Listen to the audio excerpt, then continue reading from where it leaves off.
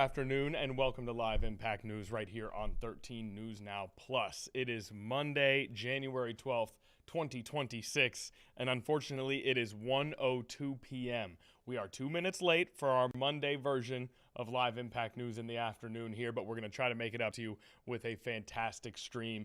And the easiest possible way to have a fantastic stream is to have the People's Producer, Nia Campbell, on the ones and twos for that stream. Nia, how are you? I'm doing good. How are you, Connor? I am excellent. Good weekend? It was a good weekend. Any Very doom restful. scrolling?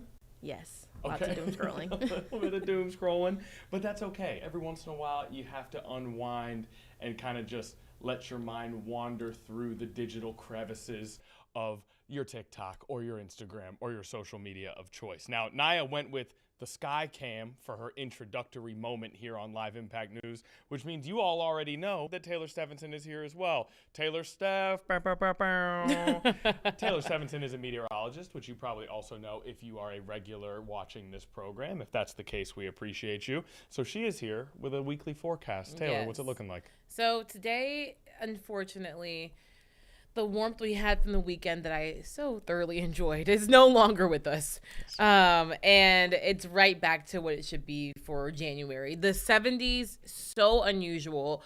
And temperatures in the mid 70s, that's typical of late April here in Hampton Roads. So we got a taste of spring over the weekend, but now I'm just tracking the cool air to sit for the day, but a warm up is on the way for the midweek. After that, everything comes crashing down. So mostly sunny and cool today as we have high pressure in control. That will just give us a lot of sunshine, but also it slides offshore overnight. That pumps in south winds, and those south winds will pump in warmer air. So warmer tomorrow, but still sunny.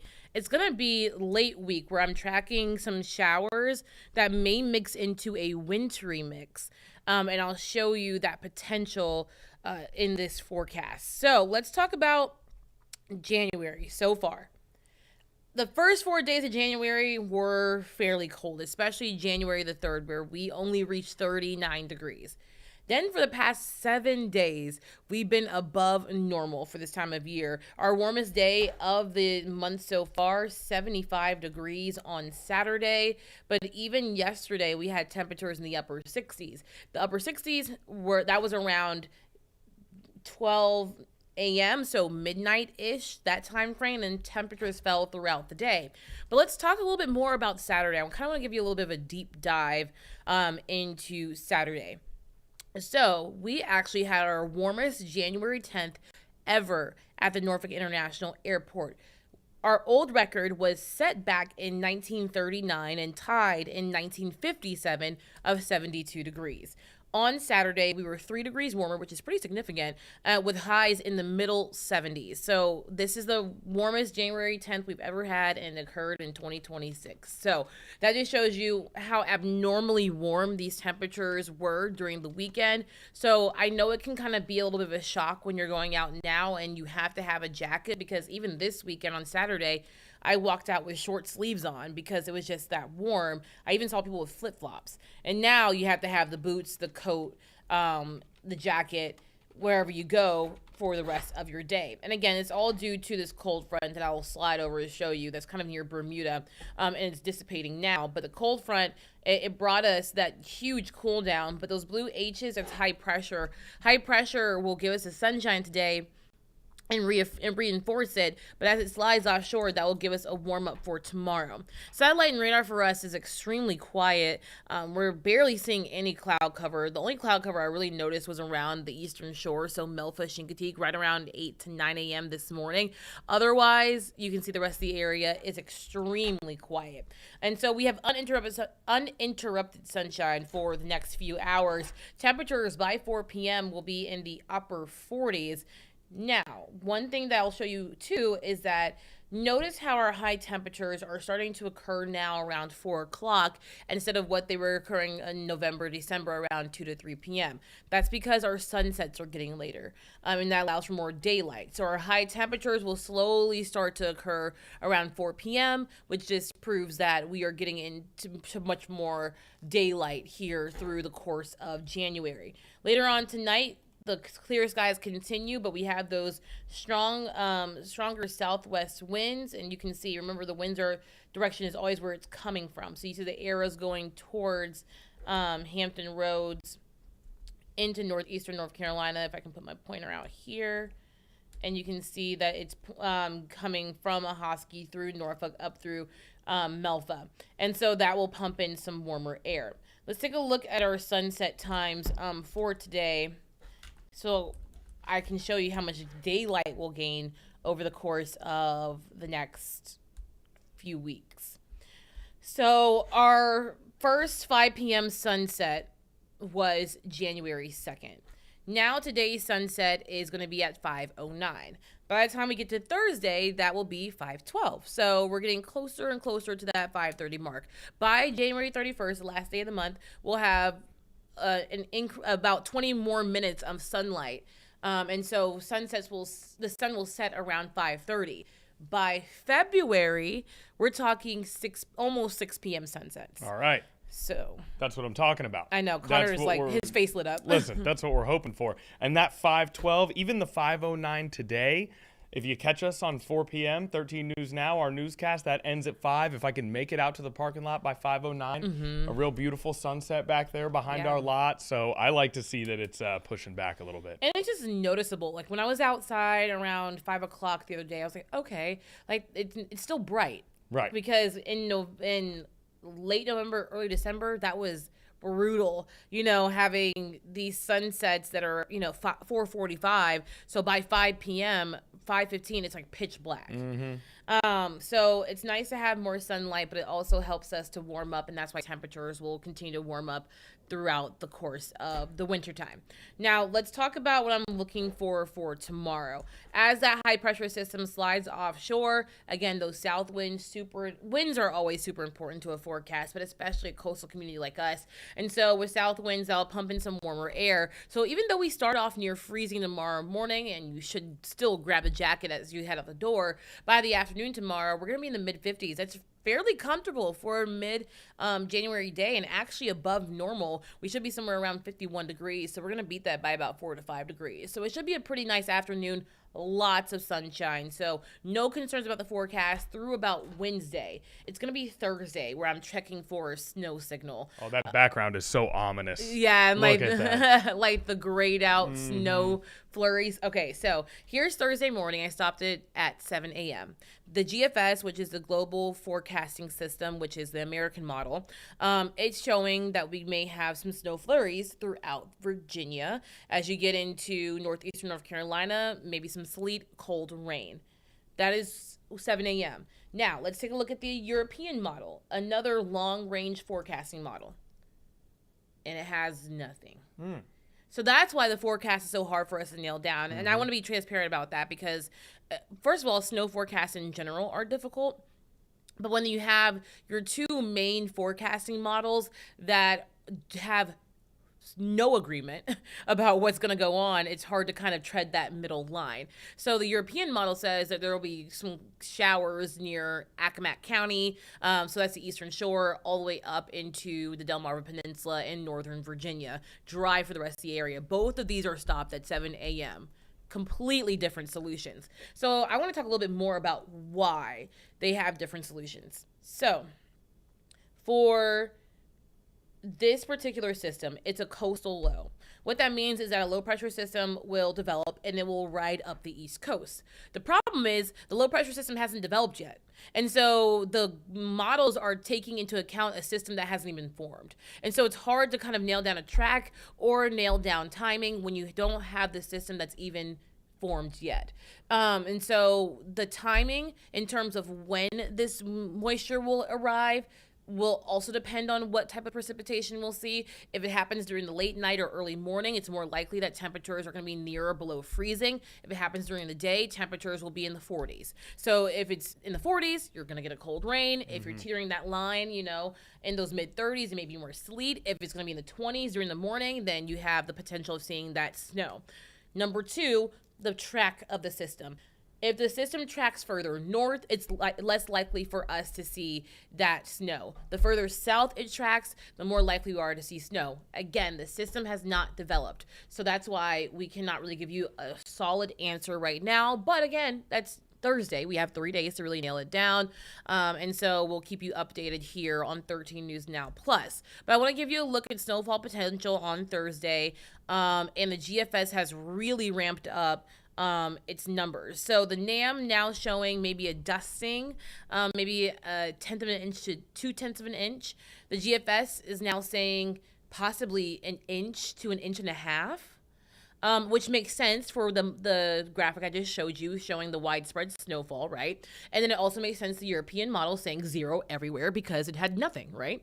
But again, it's hard to toe a line between 0 and the potential for a widespread 1 to 2, maybe 2 inches of snowfall in Virginia. Now, for my personal taste, this is an opinion. This is not scientific fact.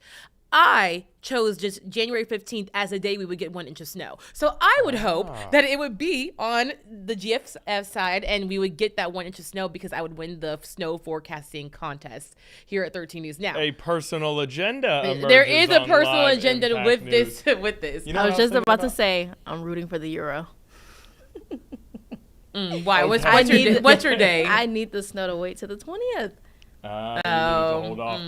I just think it's really funny that someone out there here at 13 News Now definitely chose Saturday the 10th of January as their day, and it was 75 degrees. Yeah. I was just like, shout out to that person. We should also have who got the furthest from snow. You know, we need a loser in this contest. Oh my God. No, someone did mention like November, so they're definitely the furthest from snow. Way the like furthest. that's way out. Way the furthest. Okay, so you're hoping maybe for a light dusting that does not interrupt society in any way, shape, or form. All I'm not asking is dangerous. 1 inch. 1 inch. I feel like Okay. that's not too much. And I think you did a really good job of laying out, you guys are trying to read a system that has not developed yet, right? This thing doesn't even exist yet, and you're trying to read it, hence how there are a couple of different options for the path that this could take. So when someone sees you doing your forecast on Monday, you're trying to figure all of this out, and then maybe it doesn't snow, and you guys get a Facebook message that says, what the heck?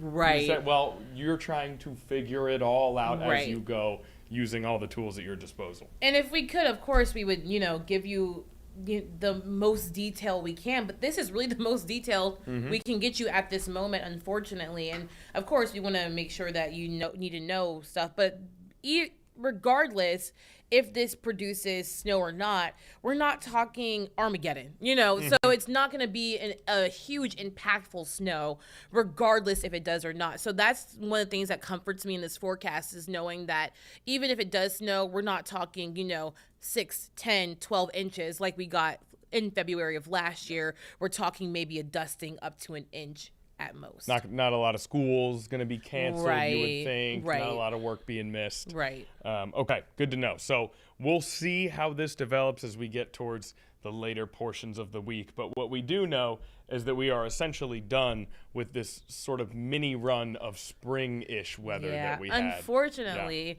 it's so unfortunate because I really love the mid-70s. But, it's January, so I'm going to take the near normal temperatures compared to brutal cold. I'll accept this. But I know, Connor, you like to skip right from winter to summer. I'm torn because I don't want to waste any precious moments that I could spend with you guys here on Live Impact News.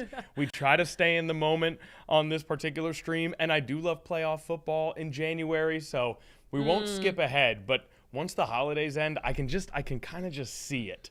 Like, I can see the summer if I squint. It's out there in the distance, but we just have a little bit of work to do before we get there. And Naya's just like, I don't know what you guys are talking about. I can't wait to try out another sweater tomorrow. I'm in here, and she's just like, the wintertime is a runway for me. Exactly. I was literally thinking about my outfit for Thursday. There you go. Thinking about your possible snow outfit. Taylor gave My you a snow little outfit is like... 13 News Now headband. Right. They're gonna be out in the snow. If it snows, I'm probably gonna be outdoors. 13 News Now merch, and you are field reporting most likely. I wanted to give a little bit of context just so people can soak in how historic Saturday was.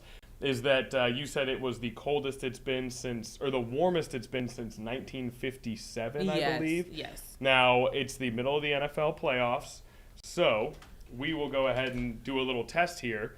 Who was the Super Bowl champion in 1957? The last time it was this warm on one of these days. Any guesses? Any guesses? Any guesses? There was no Super Bowl yet in 1957. It was a trick question. But how crazy is that? Did that exist? Like I was like, I should have given you some room to breathe. You totally would have had it. Yeah. No Super Bowl even established yet. The last time it was this warm on a January 10th. The Detroit Lions did win what was called the NFL championship at the time.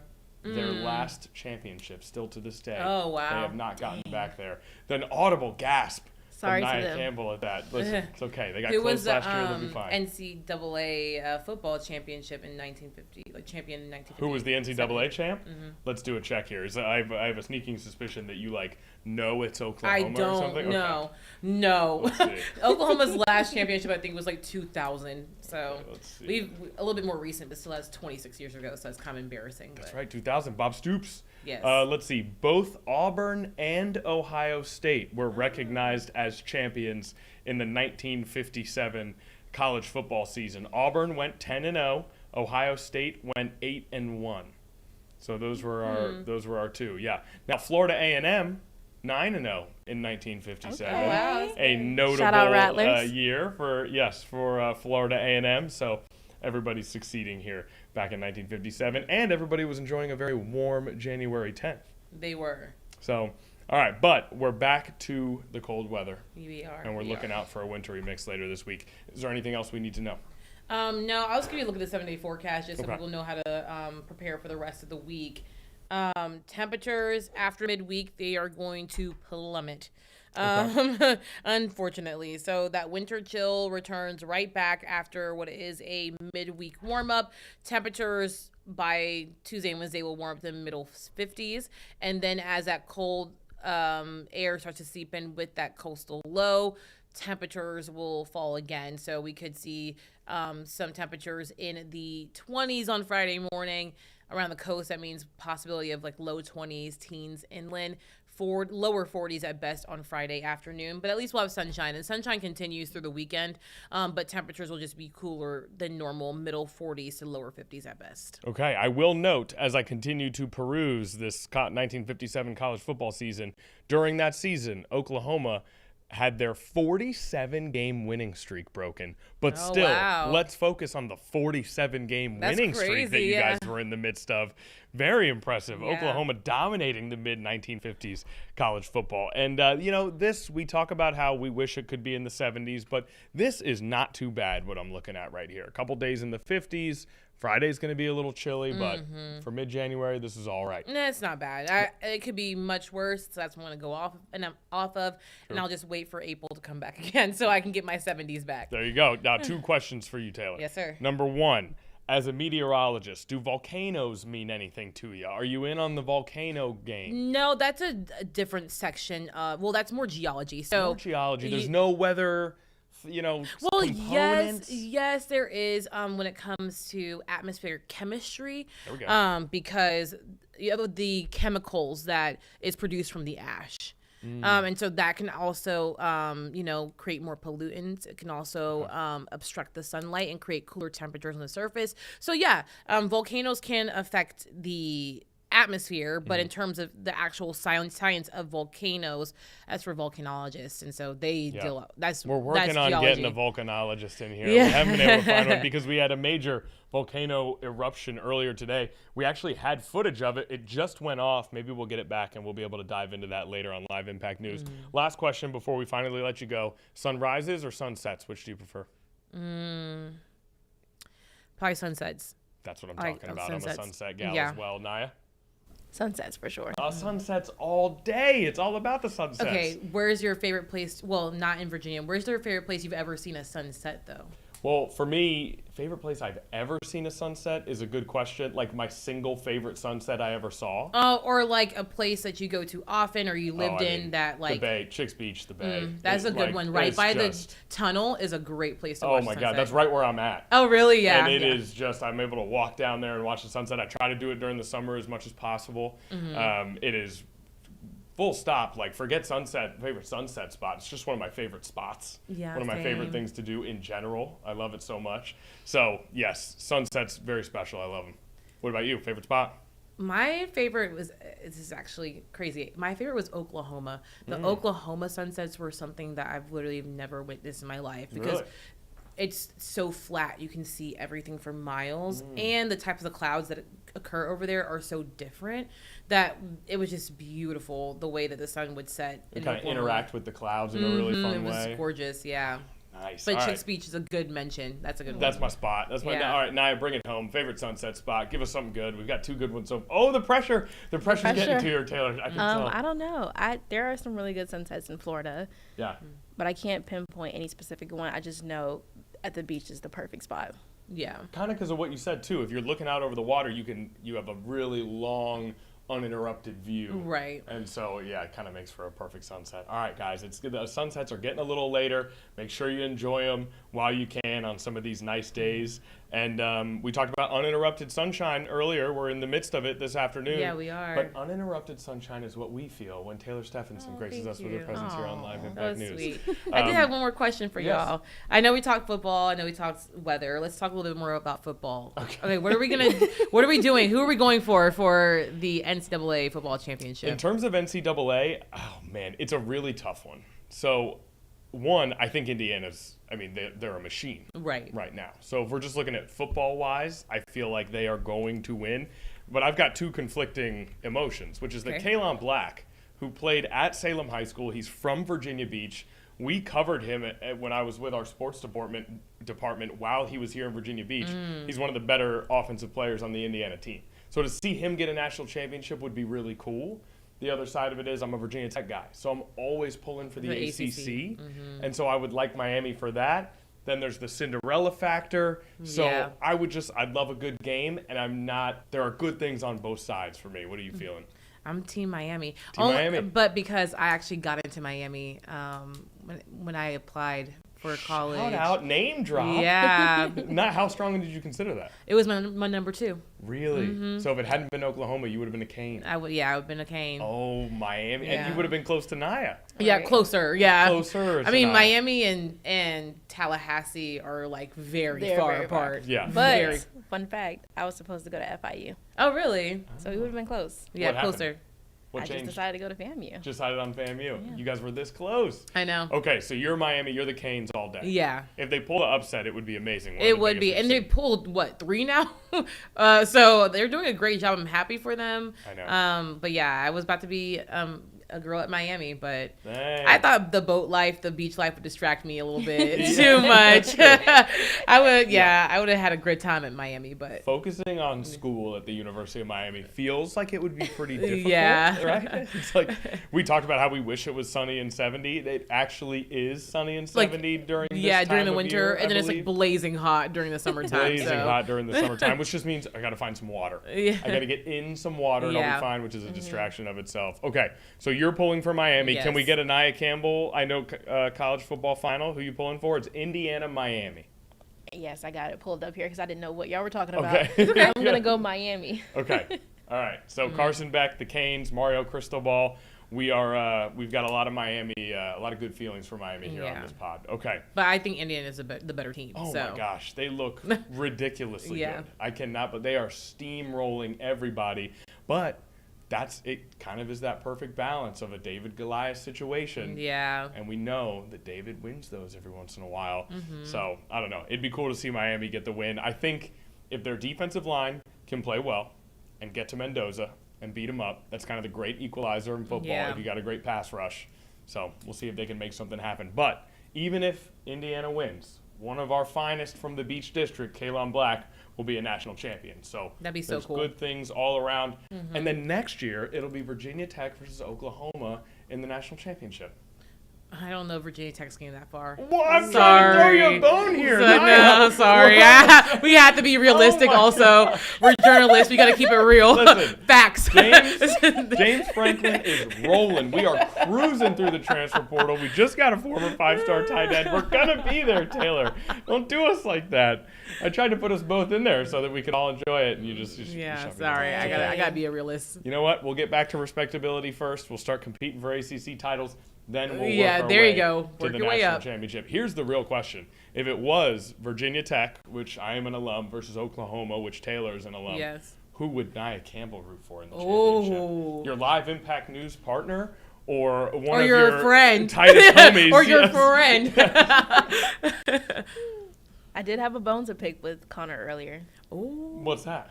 You remember? Oh, the volcano stuff? No, it's not the volcano stuff. There's a whole separate bone to pick? It is, so I'm going to go. You see how you're a bad friend? You can't 'Cause remember. he knows what you exactly did. what it remember is. the bone to You pick. can't remember. You guys are getting a little peek behind the scenes here of the Live Impact News pre-production meetings. Okay, so Taylor has Nia's support. And that we were just testing you to make sure you were being a good friend. Exactly. And you passed, You as passed the always, test. with flying colors. All right, we will reconvene on this particular show, definitely after the title game, Yeah. and maybe later in the week as well. Yeah, sounds good. All right, Taylor Stephenson, the best, as always. A little bit of weather, a little bit of football when you get Taylor Stephenson Yeah, in got for to. Live Impact News. You got to do it. Now, we've got a couple things going on here, Nia, and it's an interesting move for us on where to go next. Because we have a press conference. The main story of the day, the main thing happening today, I should say, there are still protests going on in Minneapolis regarding the ICE shooting last Wednesday that led to the death of a 37-year-old woman. Okay? That is absolutely still happening. It is still at the top of the headlines. It is something that we will continue to cover here on Live Impact News. We also have a situation where the chairman of the Federal Reserve, Jerome Powell, released a statement via video where he confirmed that there is an investigation, a criminal investigation from federal prosecutors into him based on testimony that he gave earlier in the year about the cost of renovations to the Federal Reserve building. So that is another major headline of the day. But the headline that we have been focused on today in terms of our live footage, in terms of our live feeds, is the Supreme Court is hearing arguments on a pair of cases where federal courts have blocked a state law that would prohibit trans girls from competing on teams consistent with their gender identity, right? So, in other words, what would that be? That means that federal courts have blocked states from deciding that trans girls cannot compete on teams of their gender identity. Now, the Supreme Court is now hearing arguments in those cases. Two states in particular where those arguments are being heard, Idaho and West Virginia. Now, there are similar measures in 27 other states whose efficacy would likely depend on what happens in these Supreme Court hearings regarding Idaho and West Virginia. In terms of the two states here in our viewing area, North Carolina and Virginia slightly differ in terms of their application of this rule. In North Carolina, there is, in fact, a state law that would prohibit trans girls from competing on teams consistent with their gender identity. So trans girls competing on women's teams. In North Carolina, there is a state law prohibiting that. Here in Virginia, there is a state regulation or agency policy that prohibits that, but not a state law. So a slight difference there between Virginia and North Carolina, though North Carolina is on that list of 27 other states where there is a state law that prohibits the participation of trans girls in sports of their gender identity. Now, earlier today, the Supreme Court was hearing those arguments. Right after we started with our weather forecast, a press conference began on our live feed featuring athletes themselves and GOP attorneys generals. So attorneys generals from conservative states or states that have widely elected conservative officials. That is ongoing, but we recorded it from the very beginning. So Nia Campbell, do you think we should jump into this press conference as it stands, or should we play our recording from the beginning? I say we take a listen in now. Take a listen in live, roll from there. If it ends shortly thereafter, we can always double back and play the recorded version. Okay, then let's listen in as we hear a press conference from athletes who spoke a little earlier, and then attorneys general from GOP represented states. Let's go to that live right now. This is about opportunity. Thank you.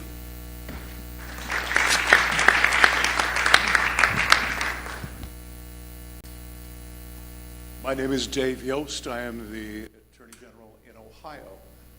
And I want to address the ladies who spoke here few moments ago. If you want to go to law. I just want to note very quickly that to the right of the speaker on your screen, just off screen, you can see a portion of his face. That's Jason Miyares. That's the Attorney General from right here in Virginia. I just wanted to note that before we continue. Tomorrow at the Supreme Court, because they're pretty effective. Look, there's not a lot to be said that hasn't been said, and I'm not going to try your patience by repeating what everyone else has already made, points that have already been made. Ohio is here today to support this because, like other states across the union, we have a law too. It's not in front of the United States Supreme Court, it's in front of the Ohio Supreme Court.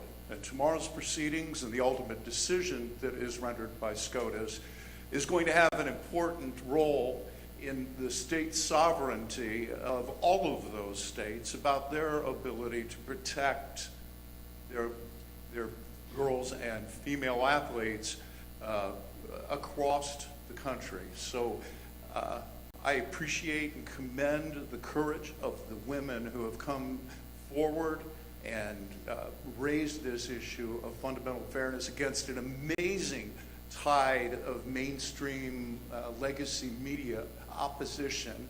I appreciate their courage to raise the issue, and I'm looking forward to the arguments tomorrow and a verdict, a decision that will increase and support justice. Thank you.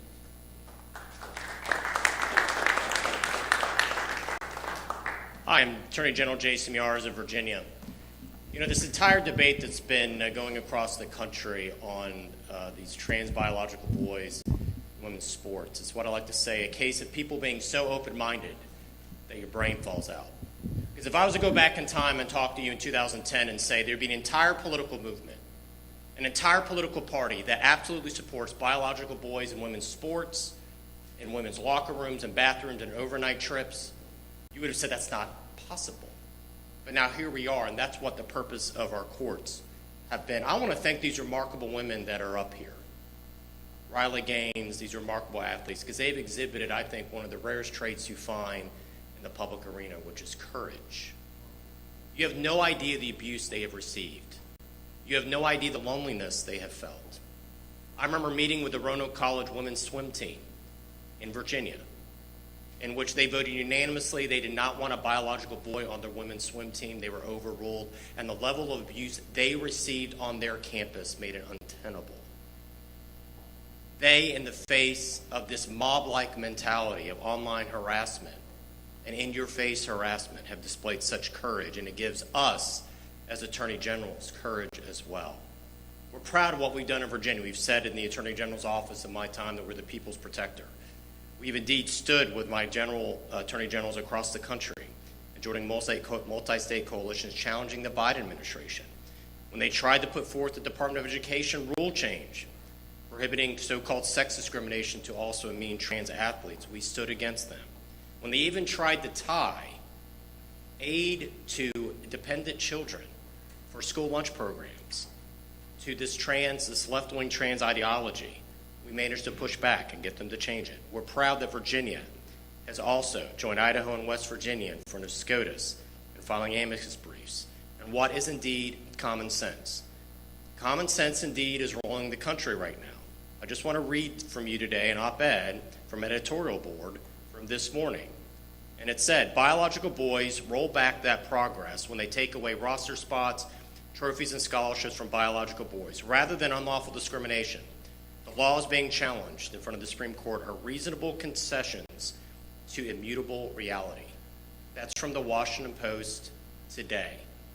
Now, ladies and gentlemen, if Riley Gaines had said the same thing, or any of these female athletes had said the same thing just 5 years ago on a college campus, they'd be shunned, they'd be ostracized, and they would be attacked. That is what leadership looks like. And so, yes, we often hear that this is a small problem every time there is a trophy taken away from a biological girl and given to a biological man. Every time there's a championship taken away, every time there is a scholarship taken away, it's denying an opportunity to our female athletes. That is the purpose of Title IX. Before Title IX, it was sometimes 2-to-1, 3-to-1 on college campuses of the number of scholarships given to male athletes, given to female female athletes. The entire purpose is that it is equal. And every time this occurs, it is indeed a violation of Title IX. And this is exactly why we have our Supreme Court. We have our Supreme Court that despite what the loud left-wing mob may be occurring, they're willing to stand in and protect our women's athletes and our young girls. And so, to echo General Rakita, my fervent prayer tomorrow is may justice prevail and protect our women athletes. Thank you. Good afternoon. I am Catherine Robertson, and I serve as Chief Counsel to the Alabama Attorney General.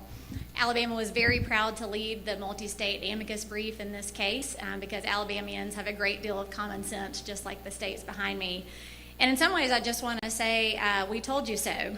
I think it's important to reflect briefly on how we arrived at this moment, because I know when Alabama debated our law and many laws on this topic, we were told that it was a solution in need of a problem. But you may remember that this all started at the tail end of the Obama administration, when we were told that sharing private spaces between boys and girls was more about fairness and had nothing to do with public safety.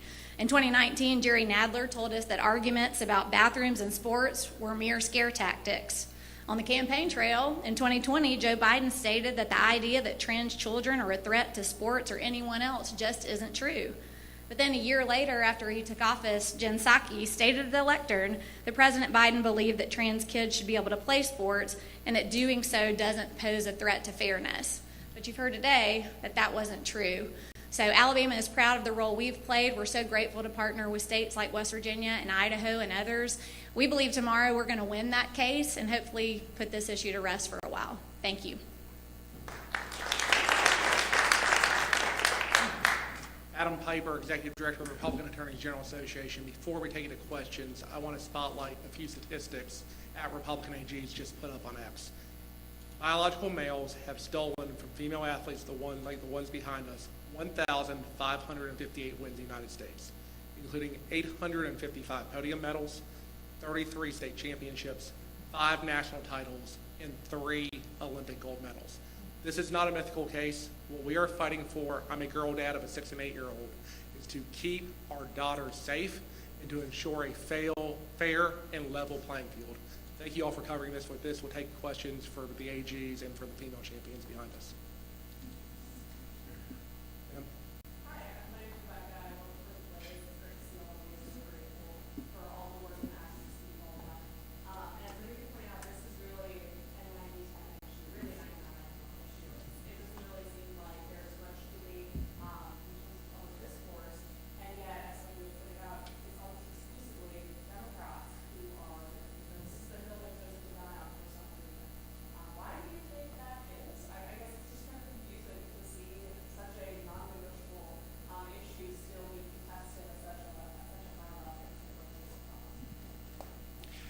Well, thanks for the question. I really can't tell you why. I mean, I think pandering to coastal elites is definitely it. As a flyover state AG who has seen the conservative exodus out of California, I hope they keep doing it. This is fantastic for states like Montana. I think you're seeing, because it is a 90-10 issue, you are seeing common sense flee those blue states and come to red states like ours. I think this is an absolutely bonkers issue, but they keep doing it. And like I said, I hope they keep doing it because it's working out great for states like Montana and like Idaho and like West Virginia. But I mean, this is what happens when you pander to a small, screaming minority.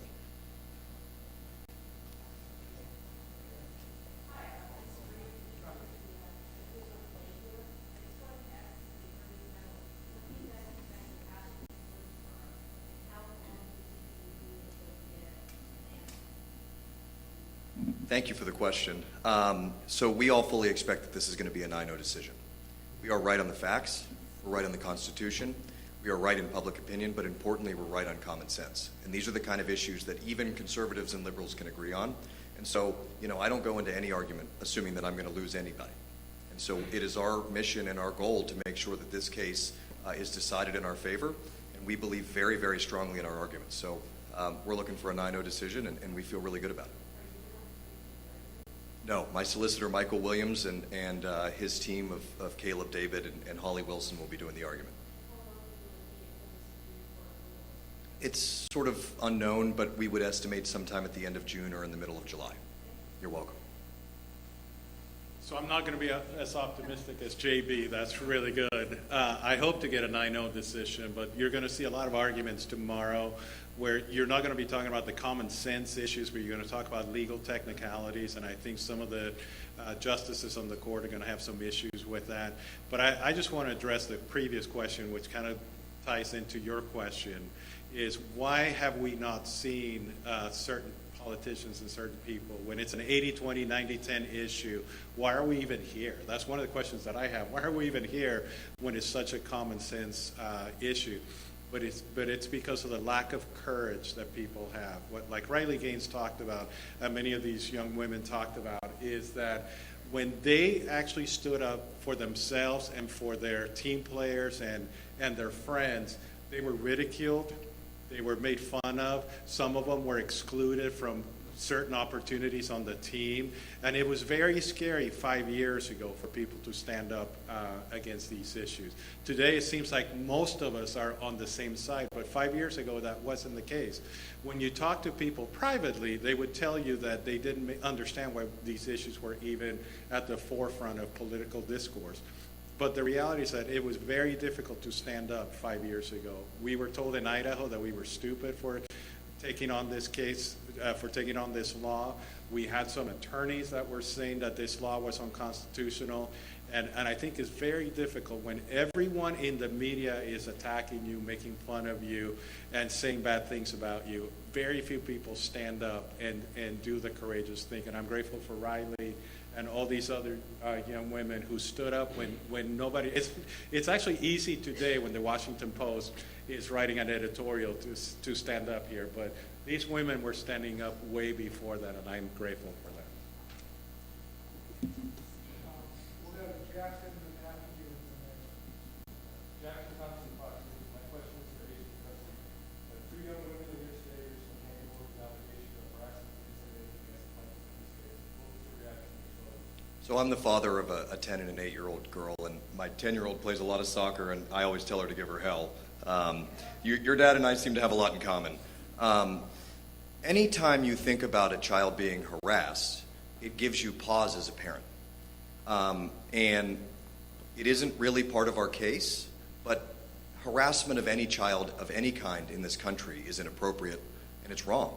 And we all need to stand up to ensure that children aren't being harassed in any of their venues, but particularly in athletics. But I think probably Riley might have a really good way to answer this question too, probably from a more personal perspective than mine. I talked to Adelea.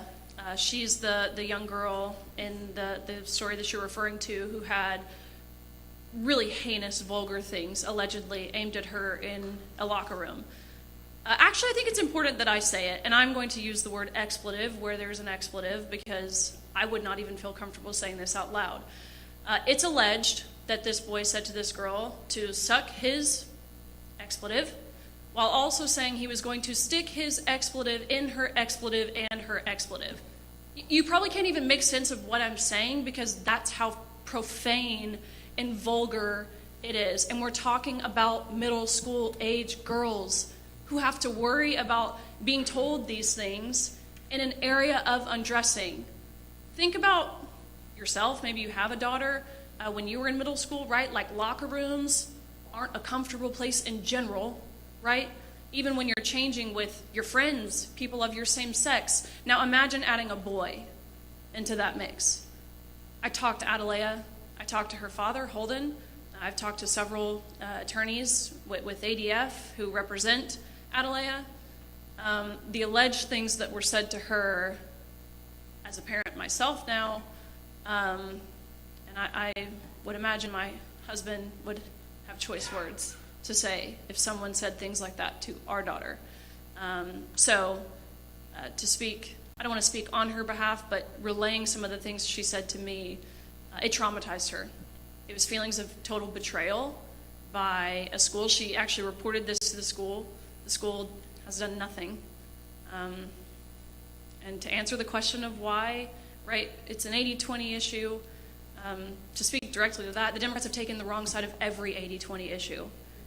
whether it's men and women's sports, whether it's parental rights, whether it's the unregulated child butchery that we're seeing of children performed by healthcare professionals, whether it's the border, whether it's crime, whether it's Maduro, which if you ask the people of Venezuela, that's not an 80-20 issue, that's like a 100-0 issue. These people say they can't stand Trump because he's a dictator, yet they're like actively defending a dictator. They take the wrong side of every single 80-20 issue. And I scratch my head about it too. I think a lot of it though, especially when we're talking about the gender ideology stuff, a lot of it boils down to money. Whether it's lobbyist groups, you look at the medicalization side of things again, these are what has been described by someone involved so my home is Nashville, Tennessee. I remember a video going viral, a leaked video of someone in the gender affirming care, I think President Trump describes it accurately, which is child mutilation clinic at Vanderbilt. He says, look, these kids are cash cows. Forget abortion. We could charge $200, $300 an abortion. We're talking $50,000 to $70,000 per patient, and they're lifetime patients. They can't leave. They're stuck with us for life. This is awesome. So to answer that pretty directly, and what I've seen behind the scenes, even talking about the NCAA, money is what drives a lot of this. And they're so out of touch. They're out of touch with reality, with your everyday common sense American who intuitively knows that boys and girls are different.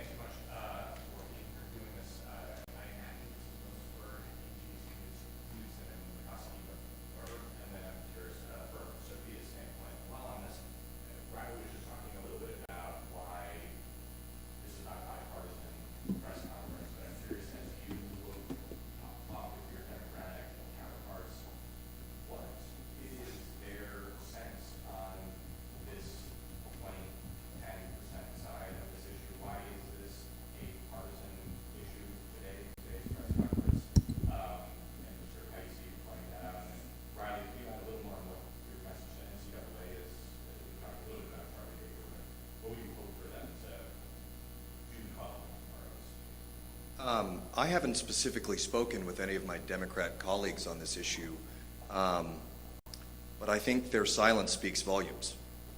And I don't know that I need to necessarily speak with them in order to understand what their position is. And I think one of the things that I found just standing here just now is that I had my backbone up to defend this law this morning, but listening to the stories of these women who are standing up here next to me, I'm more ready to give them hell today than I was yesterday. And I think really what we saw here, and we talk a lot about the courage of these young women, is that they wouldn't be standing here if they didn't play competitive sports. And the reason why they have this courage and the reason why they are leaders is because they were able to participate in competitive athletics on a playing field that was fair and safe for them. And so I think what we're really seeing is the exact encapsulation of why we're here. These women are the exact reason why this fight is so important, because their lessons they learned in becoming elite athletes are what give them the courage and the leadership to be standing here today. And I want to make sure that my daughters have that same opportunity. And I will tell you, if my girls grow up to be anything like these girls, I will be one enormously proud father. Thank you for your question. And just speaking as someone from California, I mean, we have had state law since 2013 through AB 1266 that has allowed males to play in girls' sports, use girls' locker rooms, and girls' restrooms. 2013 is when California introduced that. It took 12 years for us to have a legislator to be bold and courageous enough to simply say, no more. We had Assemblywoman Kate Sanchez and at the time Assemblymember Bill Asaley both introduced Save Girls Sports bills in 2025. Those were killed in their first committee hearing on a party line vote. The California legislature, our governor Gavin Newsom, liked to make it seem like this is a party issue, but it's not in California either. You are watching Christian conservative organizations lock hands with the San Francisco lesbian atheist. They are standing together united to protect girls' sports. So our legislative body and our governor is not standing with us. We saw Governor Gavin Newsom tell Charlie Kirk that this issue is deeply unfair. When he said that, those two bills were in the process to save girls' sports in California. Guess what? He didn't show up to their hearings. He didn't tell the Democrats to vote yes and pass those bills through. He said nothing to actually defend girls' sports. And so what we're seeing from the California Capitol is not representative of what Californians want. And our Attorney General, Rob Bonta, he just announced that he is going to run again for California Attorney General. He announced that yesterday. So I'm calling on him right now to lock hands with these attorney generals to stand and defend women's sports and join us in California to make a difference. If not, we need to see him lose his seat.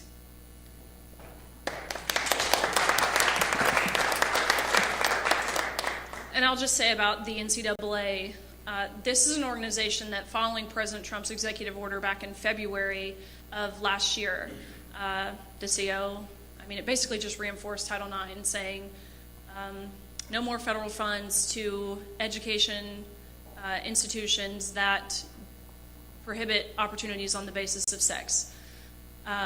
This was fantastic. Of course, executive orders, they can be overturned just as quickly as they're instated, so certainly still need Congress to act on this. But we saw the NCAA following this release a statement saying that they were going to comply with President Trump's executive order. They did not at all. They said that very deceptively. Charlie Baker's really good at sitting on the fence and winking at both sides. That's exactly what he did then. That's what he has still been doing. He released a new policy saying that they were going to resort to things such as birth certificates. Well, in the United States, I think in 46 states, you can fraudulently change your birth certificates, and in countries all across the world. We have continued to see boys playing on girls' collegiate teams at every division, by the way. So there's an ongoing active lawsuit called Gaines versus NCAA. Really fun to sue someone with such deep pockets, by the way. This has been ongoing since, I believe, March of 2024. Gosh, so a long time now. But I don't know what I can and can't say specifically to the lawsuit, but we were in the discovery phase, and I believe we found very strong evidence that would indicate the NCAA had in fact received federal funds, and when you receive federal funds, you have to comply with federal law, which, of course, at the time of that national championships that myself and my teammates competed at against the male swimmer from University of Pennsylvania, of course they were not. So my message to Charlie Baker, is to echo what Macy said, be there tomorrow. I've seen so many ads on ESPN, which I hate watching ESPN, by the way. I won't even go there, owned by Disney. I've seen so many ads on ESPN where they talk about protecting women's sports. Then show up tomorrow, Charlie Baker. I hope this is written up in Fox tomorrow. I don't have much hope for the other outcome. Yeah, I also just want to address the NCAA, since I personally invited their president and chair of the board tomorrow. They can have my speaking spot if they want it, if they're going to protect women's sports. But I actually did spend 4 years in the NCAA as an NCAA athlete, and I spent every minute of that experience trying to change this policy from the inside. I started testifying on this issue when I was a freshman in college from my dorm room. And I will tell you, it became abundantly clear that the NCAA's worst nightmare are the female athletes that they say they represent and that they protect, especially if they have a good head on their shoulders. I used my credentials as an NCAA athlete to go to every single NCAA convention and try and talk to them.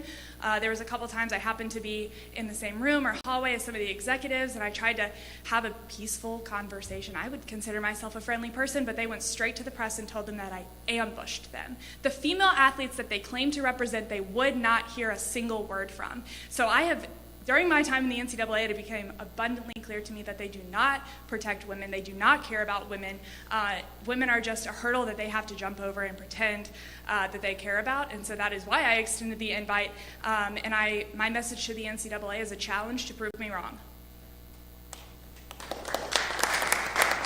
Before we go to Jackson, one thing to highlight that the NCAA should know is while Congress talks, Republican AGs work and win, as they found out in Tennessee, West Virginia and elsewhere. But Jackson, I think you had a question as well. Thank you very much, Jackson. What would it mean if you lose the case? Well, we're not going to. And so I don't have a particular affinity for discussing events that I'm almost certain aren't going to happen. But losing this case would be monumental. I don't mean to overstate this, but if the Supreme Court sides with the ACLU on this case, every women's sports team in the entire United States would be illegal.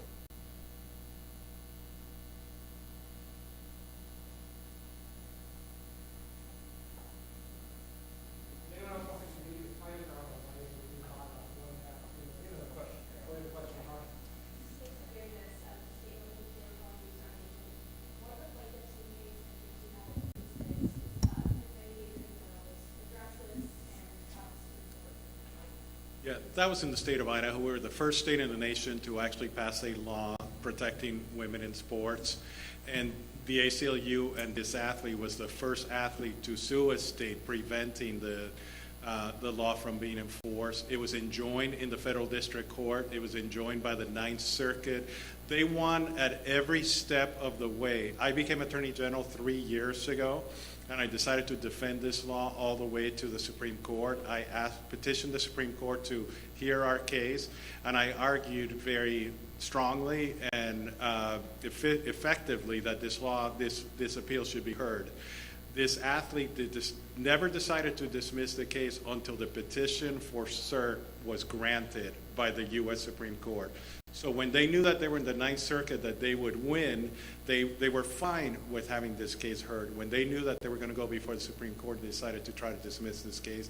I think that's fundamentally unfair. I think that's gamesmanship, and I hope that the U.S. Supreme Court sees it that way. Yeah, Michael Cozy from Newsmax. I just had a quick question for any of the AGs, if you could address the fire ruling in Bostock and how the best way to overcome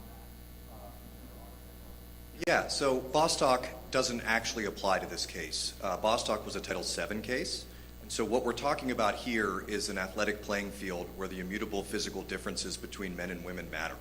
And they matter in terms of podiums and medals, and they matter in terms of placement on teams. And in Bostock, we were talking about an employment situation where those immutable physical characteristics don't have nearly as much or any effect on the way that the laws were being applied. And so is it similar? Yeah, it's similar, but it's incredibly distinguishable, particularly because of how important and necessary the separation of the sexes on the athletic playing fields is to the success and the fairness for women in sports.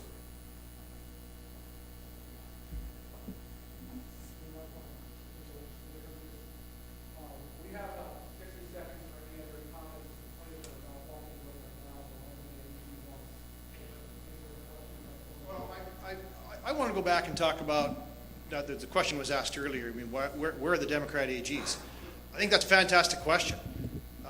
You've got basically unanimous Republican state attorneys general up here who are supporting female athletes, and the question is, where's DAGA?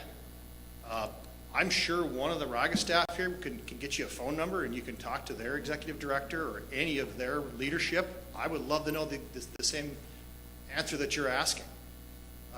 This just seems like an issue that Democrat state officials and elected officials are terrified of. And I think you have to come back to one of the points that got brought up earlier is money. It's an organization and elections and campaigns that are completely beholden to these far left, bizarre, 10% screaming issues that are so far out of the mainstream that it just doesn't make any sense to common folk. I mean, I think this is a bipartisan issue. I think if you were to poll mothers in red states, in blue states, they'd all be on the same sheet of music here. And yet we seem to be in this crazy time right now where the screaming maniac left wing, 5, 6, 7% people are able to swing in an entire demographic of state leaders. And I think it's a really sad state of affairs. So we'd be happy to put you in touch with DAGA or any of the organizations that represent them. And now it looks like the really important folks are here.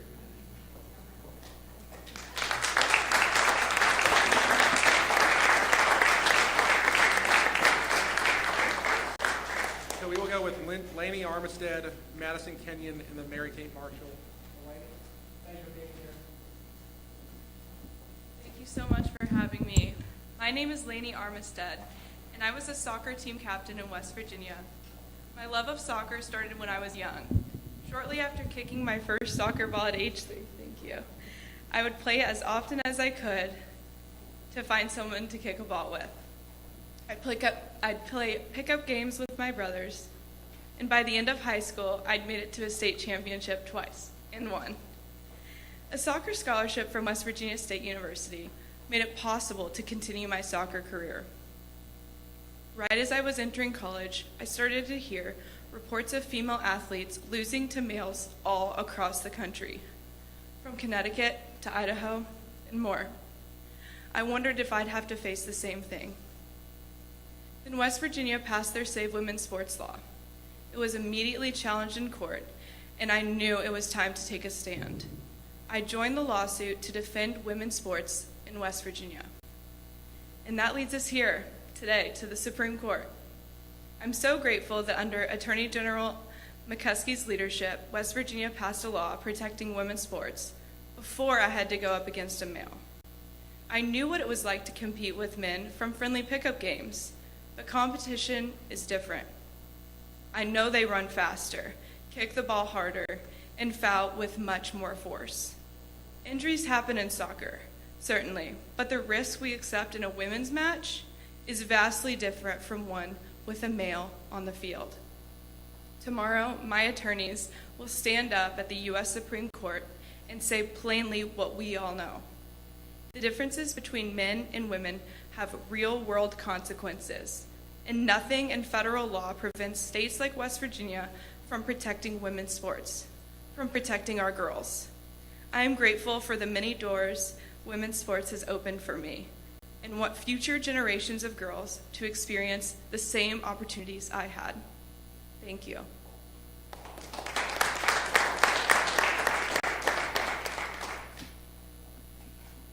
My name is Madison Kenyon. I was a track and field athlete at Idaho State University. 5 times I lost to a male athlete who identifies as a female. Being a competitive athlete is about sacrifice.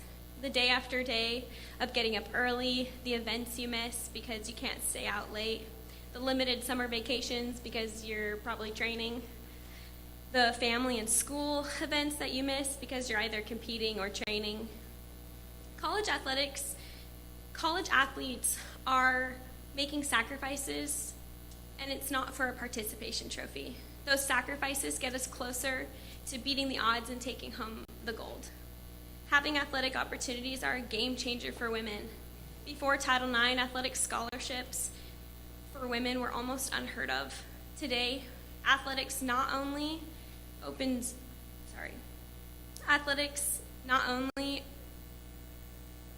doors to women in sports, but it gives them the chance to win scholarships and help support their education and pave a career. Competitive female sports are the gateway to numerous opportunities for women that they wouldn't have had before Title IX. While women can beat the odds, we can't beat biology. As an athlete and a nursing major, it is absurd to suggest that it is fair to put a male on the track with women. It's like racing a cheetah against an ocelot. Sure, they're both fast cats with spots, but we all know who's going to win. Tomorrow, Idaho will stand before the U.S. Supreme Court and say that it wants to protect women's sports. I've never been more proud of Idaho. Idaho's law protecting women's sports reflects reality. Men and women are different, whether some want to admit it or not. You can't change those differences by suppressing testosterone. Women don't join sports for a participation trophy. We want to win. We work to win, and we deserve a fair chance at victory. I'll happily compete against challenging odds, but nobody should lose before the start of the race. I'm hopeful that the court will see Idaho's law as it truly is, a respecter of biology, fairness, and women. Thank you.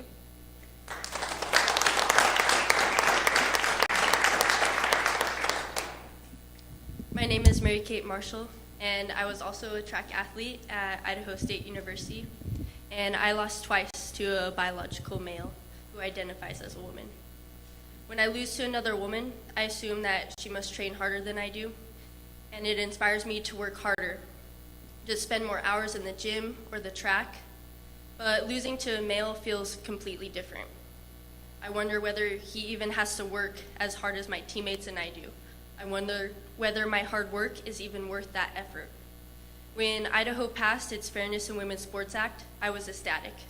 I wanted to preserve the camaraderie that my sisterhood that comes from competing with and against other women. I wanted to see other young women benefit from the sports in all the ways that I had the ability to. Unfortunately, that good law was challenged, and that's what brings us here. I've been honored to be a part of the lawsuit defending the law, and am honored to stand with Attorney General Labrador in this fight. Tomorrow, attorneys will stand before the U.S. Supreme Court on my behalf of me and my state and defend women like me, women who have benefited from participating in women's sports. I'm hopeful that the court will protect the sports that I love. Thank you.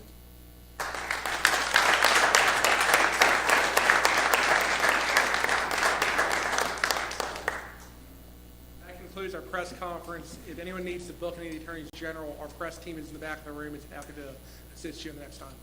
So Leslie, Armani are happy to assist with any bookings for the next 24 hours. Thank you, everyone.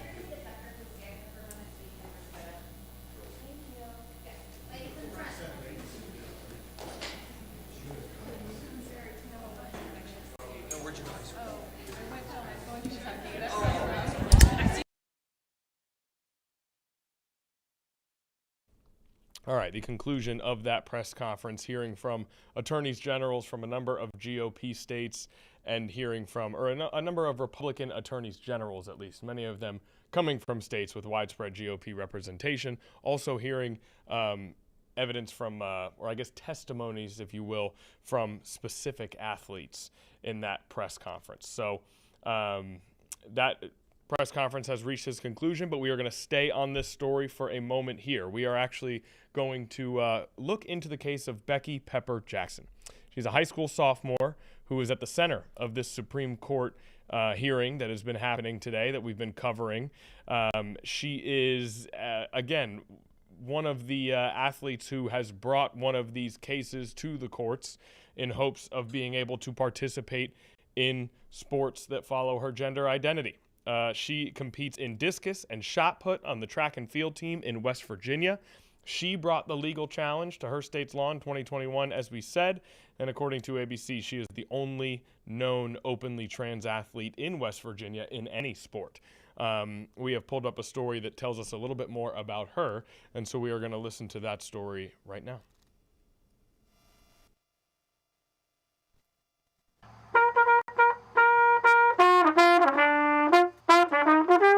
I think my friends would describe me as funny, charismatic, smart, and I think they would picture me as a good person because I try to be my best. I'm Becky Pepper Jackson. I'm 15 years old, and I'm a sophomore in high school. My name's Heather Jackson, and I am Becky Pepper Jackson's mother.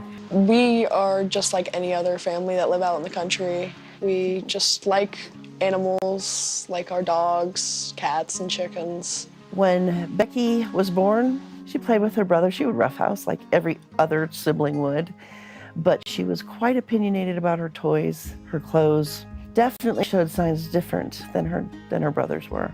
Being a transgender kid hasn't really changed much for me. It's not really like a crazy thing for me and my friends. It's just who I am and who I will always be, and they're completely supportive of that. I first tried out for a school sport my 6th grade year for cross country.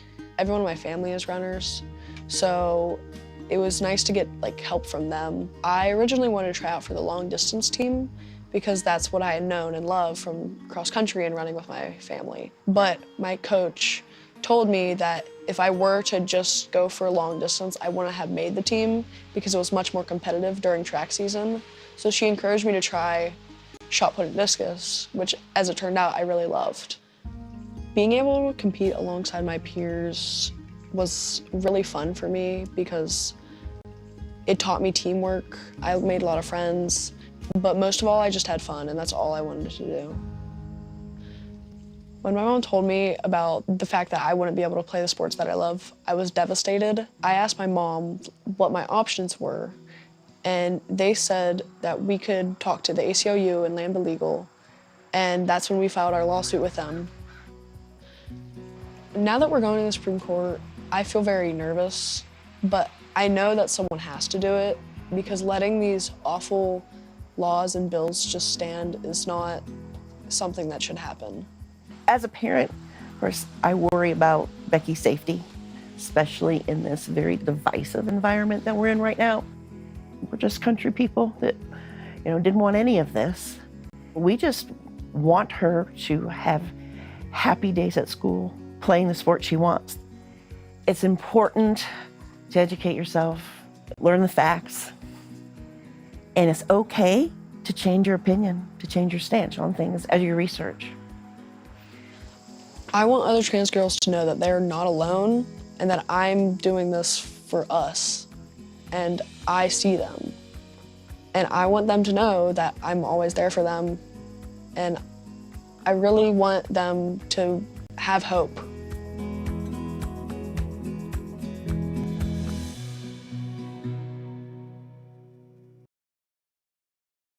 Okay, so a more personal look at the story of Becky Pepper Jackson. Again, the high school sophomore in Bridgeport, West Virginia, competing in track and field, and the one who brought the legal challenge to her state's law in 2021.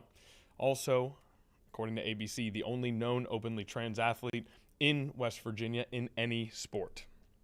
West Virginia, one of the states that the Supreme Court is hearing this argument from, the other in Idaho. And we are actually going to pull up a map right now that gives us a better view of the laws across states when it comes to this particular topic. Now, before we dive too deep into this, I want to make sure that we note where our source is coming from here. This is lgbtmap.org, and they have provided a very easily digestible map here that shows what the rulings are across states. Now, you'll notice that Virginia is actually light orange, one of only 2 states that is light orange. So I know that you can see, but we'll go through this anyway. The darker orange color means that there is a state law that bans transgender students from participating in sports consistent with their gender identity. That would be 27 states, and as you can see, it includes West Virginia there and Idaho as well. That light orange, well, that includes North Carolina as well, we should note, since that is in our viewing area here. The light orange means that a state regulation or agency policy bans transgender students from participating in sports consistent with their gender identity. That is just 2 states, one of which is Virginia. And then the lighter color, how would you describe that color, Naya? What color is that? The lighter color there. I don't know that I have a word for that color. It's like a beige. A beige, sort of a beige, right. It's not quite tan, more of a beige color. The beige color means a state law does not ban transgender students from participating in sports, once again, consistent with their gender identity. And for the states that have the picture of the gavel, those are states where a court ruling is currently blocking enforcement of at least part of the state's sports ban. So there you can see the breakdown. 27 states in the darker orange with a state law. 21 states, 5 territories, and Washington, D.C. with that beige color, meaning there is no law banning that participation. And then the light orange, one of which is Virginia, meaning there's no law, but there is a state give or agency policy. So this is a story that we will continue to follow as it progresses, that we will continue to give updates on. And the last thing we want to do with this story is we actually want to listen in to some of the arguments that were heard in the Supreme Court this morning. And you won't be able to see the people talking as a part of these arguments, but we should be able to hear some of it. We won't stay with this too long, but we do just want to listen in for just a little bit on what some of those arguments sounded like in the Supreme Court this morning just before we came on stream. Just before we came on stream, excuse me, this was recorded. So let's listen in right now. I think you're right, Your Honor, but I think what the Fifth Circuit was recognizing is the mismatch problem that we outlined in our red brief. They tried to solve that problem at prong 2. And our humble submission was that you should just solve that problem at prong one.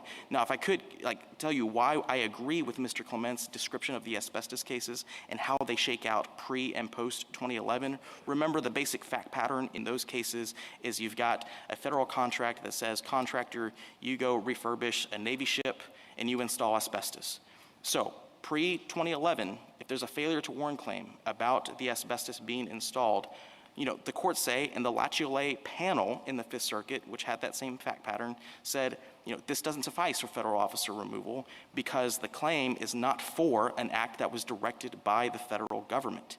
Now, post-2011, you've got related to, and as Mr. Clement says, once there's a failure to warn claim, it may not be that the federal government said specify these warnings or don't include warnings, but that doesn't matter. And that's why you have the outcome in Lachiole 2, the en banc decision from the Fifth Circuit that says, look, when you engaged in the act of installing asbestos, unquestionably, that is an act under a federal officer. That's prong one.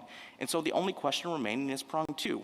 Is your failure to submit safety warnings or submit safety gear to your employees related to that act under a federal officer? That's why I think, the idea. All right, so obviously the Supreme Court talking about a number of different cases. That is our mistake there. We thought that section was going to specifically apply to the story that we've been covering here for the last 30 minutes or so, but that was clearly a different topic. So we will skip out on continuing with the oral arguments at the Supreme Court in the interest of not having to sift through every discussion they may have had. But nonetheless, a story that is in the headlines today and likely will continue to be, and one that we wanted to make sure that we covered here on Live Impact News as much as we could. So, all right, let's move on. There's a number of other stories that we need to get to today, including one that we noted right off the top. Naya, I know that I've been kind of taking you down a couple of different roads here. I think if we could maybe focus in on what's happening with Federal Reserve Chairman Jerome Powell now. I will once again, I'll go over the details here, and then we'll look into some resources on this story. Federal Reserve Chairman Jerome Powell confirmed in a statement on Sunday night that federal prosecutors have launched a criminal investigation into him. It's a video message from Powell where he confirmed this. We will be playing that video message for you shortly. Now, this investigation is related to Powell's testimony earlier this year about the renovation of the Federal Reserve building. Renovations being done to the building, the cost of which has risen since the initial start of that project. Now, on a related note, President Donald Trump has repeatedly called for lower interest rates from the Federal Reserve. This includes during a July visit to the Fed in which he spoke to the media alongside Powell during an availability. So I guess we'll note real quickly before we go to Powell's video statement that his term as chairman ends in May.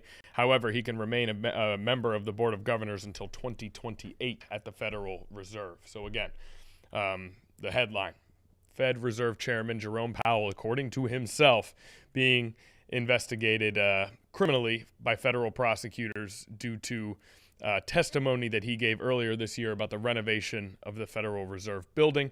This comes in conjunction with criticism of the Fed from President Donald Trump for not lowering interest rates and the continued push of public pressure from President Trump for the Fed to lower interest rates towards middle end of 2025. Now, we're going to go ahead and listen in on that video message in just a moment. Do we have that ready, Naya, or should we cover a few more things? We do. We have that ready. Okay, let's listen to the Sunday night statement from Fed Reserve Chairman Jerome Powell right now.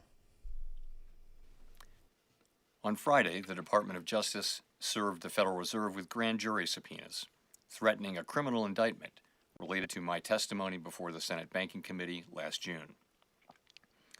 That testimony concerned, in part, a multi-year project to renovate historic Federal Reserve office buildings. I have deep respect for the rule of law and for accountability in our democracy. No one, certainly not the chair of the Federal Reserve, is above the law. But this unprecedented action should be seen in the broader context of the administration's threats and ongoing pressure. This new threat is not about my testimony last June or about the renovation of the Federal Reserve buildings. It is not about Congress's oversight role. The Fed, through testimony and other public disclosures, made every effort to keep Congress informed about the renovation project. Those are pretexts. The threat of criminal charges is a consequence of the Federal Reserve setting interest rates based on our best assessment of what will serve the public, rather than following the preferences of the president. This is about whether the Fed will be able to continue to set interest rates based on evidence and economic conditions, or whether instead monetary policy will be directed by political pressure or intimidation. I have served at the Federal Reserve under 4 administrations, Republicans and Democrats alike. In every case, I have carried out my duties without political fear or favor, focused solely on our mandate of price stability and maximum employment. Public service sometimes requires standing firm in the face of threats. I will continue to do the job the Senate confirmed me to do, with integrity and a commitment to serving the American people. Thank you. Okay, so again, that was Federal Reserve Chairman Jerome Powell in a statement last night about the criminal investigation that has been launched into testimony he gave about that new Federal Reserve building. Now, we also want to pull up a tweet from North Carolina Senator Thom Tillis, a Republican senator, again, from North Carolina, and he typed up on X about 18 hours ago from now, late yesterday. He said, if there were any remaining doubt whether advisors within the Trump administration are actively pushing to end the independence of the Federal Reserve, there should now be none. It is now the independence and credibility of the Department of Justice that are in question. I will oppose the confirmation of any nominee for the Fed, including the upcoming Fed chair vacancy, until this legal matter is fully resolved. So a statement from Senator Thom Tillis, again, from Senator from North Carolina, regarding this particular issue as it is happening now. So that is another story that we will continue to cover as it goes. And again, Jerome Powell's term as chair ends in May, which will be here sooner than you think. And Thom Tillis noted that. He said, including the upcoming Fed chair vacancy until this legal matter is fully resolved. He will oppose the confirmation of any nominee for the Fed, including the upcoming Fed chair vacancy until this legal matter is fully resolved. Now, Pete Hegseth has just taken the stage at a live event. We heard from Pete Hegseth here in Newport News not too long ago as he was with us in Hampton Roads. That live event is happening now. We don't know if it's necessarily a part of the same tour that brought him to the shipyard in Newport News. It is certainly possible, but we don't know for sure. Let's see. He is speaking at Lockheed Martin, actually, in this particular instance. Now I want to very briefly go over this Mark Kelly story before we get out to Defense Secretary Hegseth, if you don't mind. An update coming from the Associated Press not too long ago, actually, at 2:02 p.m., that Democratic Senator Mark Kelly of Arizona sued the Pentagon on Monday over attempts to punish him for his warnings about illegal orders. Kelly is a former Navy pilot. He's seeking to block his censure from Pete Hegseth last week. Hegseth announced last Monday that he censured Kelly over the Arizona Democrats' participation in a video that called on troops to resist unlawful orders. You may remember we covered that story right here on Live Impact News. So Hegseth announced last Monday that he censured Kelly over let's start from the beginning.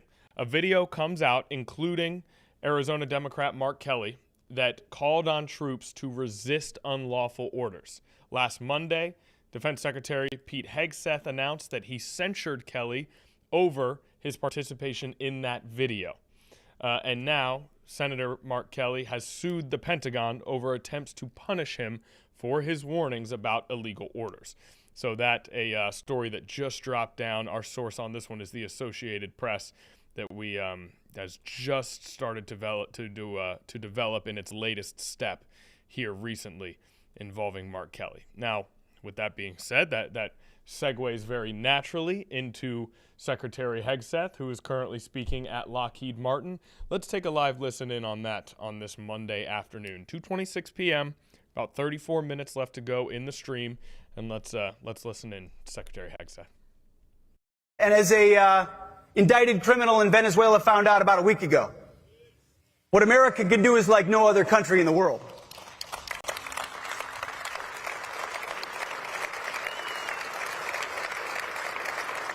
And that's really important to us. We want to allow commanders to be commanders again, to make those critical decisions, and to hear from commanders on the ground. And we have an opportunity in our office to talk to commanders who say, hey, we've never felt this supported before, ever, in our time in command, under President Trump and under the War Department. You're allowing us the authorities to go out and do what we have to do. You're clearing out the debris. That's our job. Our job is to make our warfighters as capable as they can be by giving them everything they need and then getting out of their way when it comes to mission accomplishment. Number two, we're rebuilding our military. That's why we're doing the Arsenal of Freedom tour. That's why we're here in Texas. We were in Los Angeles. We were in Mississippi. We're going to go across the country over the next couple of months, talking to companies, to industry, to manufacturing, large, and didn't get any bigger than this. Can't see the end of it. Large and small. We need them all. And we need them moving fast, at scale, at cost, open architecture, so we can outcompete our adversaries. We are rebuilding the Arsenal of Freedom. President Trump did it in his first term, and we're going to do it again. We had a historic budget last year. I don't know if you saw, the president announced the goal of $1.5 trillion for our national defense in 2027. That is a message to the world.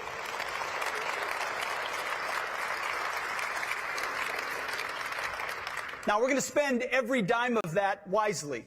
We're going to find every savings that we can in the couch cushions to make sure we're squeezing everything possible into the best capabilities in the world, like the ones you build here, and a quality of life for our troops who deserve the very best, whether it's barracks or pay, quality of life. We ought to be and need to be investing in them even more.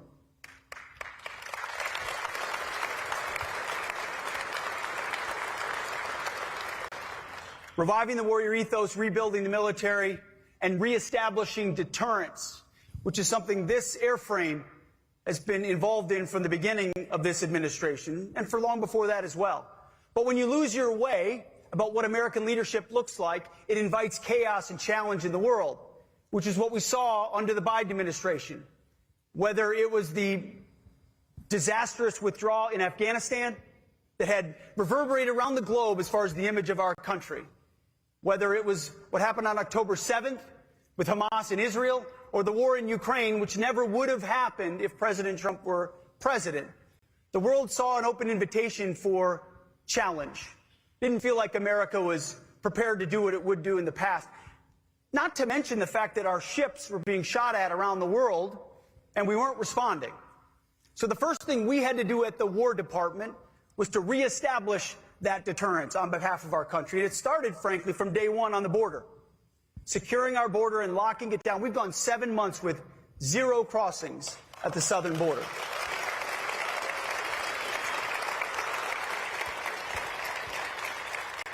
Credit to CBP, credit to our law enforcement partners and ICE and others who do very difficult jobs every day. The Department of War is proud to stand beside them and ensure they can do their job, and we've done it from the first day at the border. We also did it through our effort with the Houthis in Operation Rough Rider. From the beginning, some people thought, well, what are we doing there? Why the Houthis? Because the Biden administration allows our commercial shipping and other shipping, military ships, to be shot at. I mean, all the way back to Thomas Jefferson, we've understood that free navigation to the seas is a core tenet of the United States of America. Yet they just sort of allowed that to happen as if it didn't matter. These airframes and others helped bomb the Houthis for 50 days, and they cried uncle. Said, we're not going to shoot at your ships anymore. And American ships around the world and in that region sail freely. Peace through strength, reestablishing deterrence. If you look at Iran and what President Trump said about their nuclear capabilities, he said Iran will never have a nuclear bomb. Iran didn't want to pay attention to that or believe him, and then exactly to the day, 60 days later, 7 beautiful B-2s went 37 hours, dropped 14 precision munitions, escorted by this beautiful fighter on their final leg to show the world what America is capable of. Peace through strength, deterrence in action. So, yeah. You see the same thing with narco-terrorists in our own hemisphere. For how long have we been talking about going after drugs and the poisoning of the American people? And for the longest time, it was a catch-and-release program, a law enforcement function, while these narco-terrorists and designated terrorist organizations specifically targeted our communities, our kids, and our people in our country. They knew exactly what they were doing. So instead of the catch-and-release, we let them know if you're going to sail drugs in international waters, we will target your drug boats and we will sink them. There haven't been many boats sunk recently because we can't find boats to sink. Because no one wants to get in a narco boat, which is the whole point. Stop sending your drugs to our country and poisoning the American people.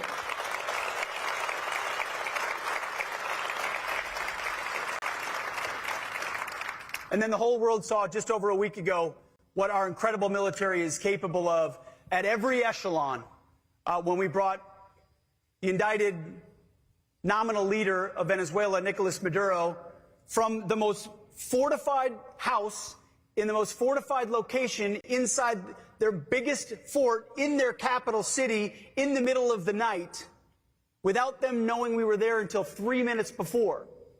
Grabbed him and brought him to New York City within 24 hours to justice.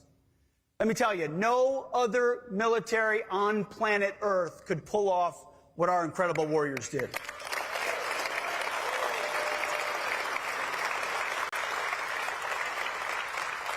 And all of that brings me back to why I'm here looking all of you in the eye. And I'm not trying to not make eye contact with this incredibly important and good-looking group up front. It's not about these folks. It's about the men and women who poured their lives and careers into building these incredible machines and ensuring at the War Department we create an environment where you can do your job as quickly and efficiently as possible. And that means ensuring in a highly bloated bureaucracy, and that's what the Pentagon is very good at, paperwork and bureaucracy and process. All right, Secretary Hegseth talking about a number of different things in front of Lockheed Martin there, not altogether different from some of the stuff we saw at the rally here in Newport News. Now, we also have outside of court Michael David McKee, the dentist double murder case that has been one of major national interest. There is a press conference happening outside of that courthouse right now. Let's go live out to that press conference now. We can give more details on the case after we take a listen.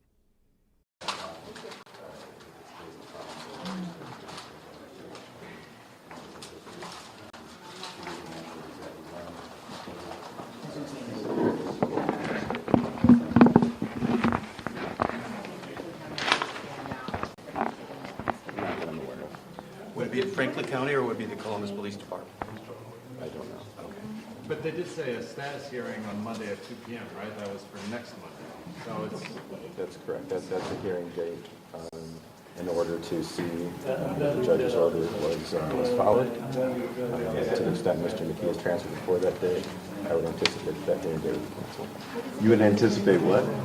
That hearing date would be canceled next week. Well, in other words, it's possible that his transfer will occur before that hearing. Who is the point person to contact to know when exactly this transfer occurs? I would speak to the Winnebago County Sheriff's Department. An exact contact in that office. I would just speak to their bookings department. I don't have a name. Do they have a public information officer?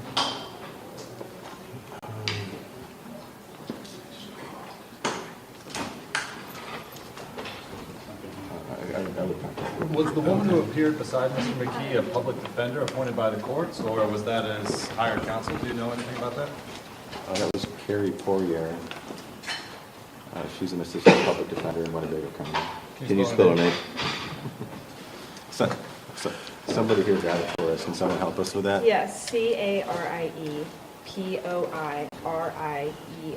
One more time. How do these transfers typically take place? I don't have first-hand knowledge of answer the questions. I'm not playing coy trying to avoid questions. I just simply don't know the answer of the exact process. That's a sheriff department process. I mean, Rockford's in the national spotlight now, so I mean, what do you make of this? I mean, this guy, this 10 10-day manhunt, and here we are in Rockford, Illinois. I don't have any feelings about that. Can you explain at all what Mr. McKee's living accommodations will be like until that transport occurs? I'd leave that to the Sheriff's Department as well. What about County Sheriff? What are the attorneys talk about? Ms. Poirier is doing her regular afternoon court call of our initial appearance court. Can you spell her name one more time? Can someone help us with that Poirier again? I don't want to get it wrong. Poirier. So basically what you're saying, it's up to the sheriff's office here to make arrangements for transport, and that could come within the next week. I agree with you, yes. So, I mean, but how will that happen? Like, basically, the judge orders the execution.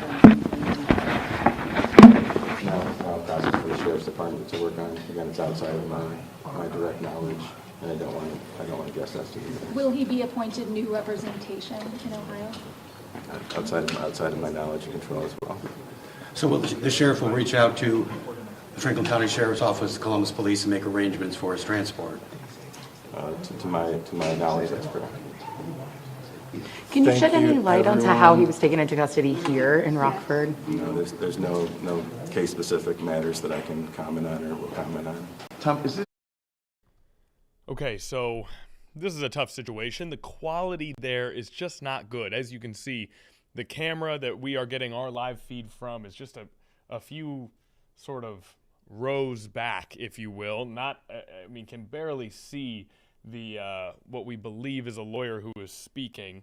And also the audio is not great either. So we have decided to come out of that particular press conference because the quality is just not good enough. I will, however, give an update on the case that is being discussed in this press conference. So a man is due in court today for allegedly gunning down his ex-wife and her husband in their Ohio home and leaving their 2 young children alive, according to authorities. Now, this is a case you may have heard of.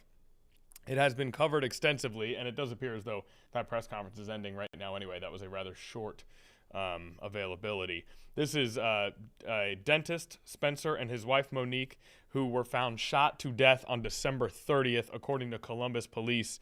And the case was mysterious and garnered quite a few headlines as the 2 children were left alive in the home.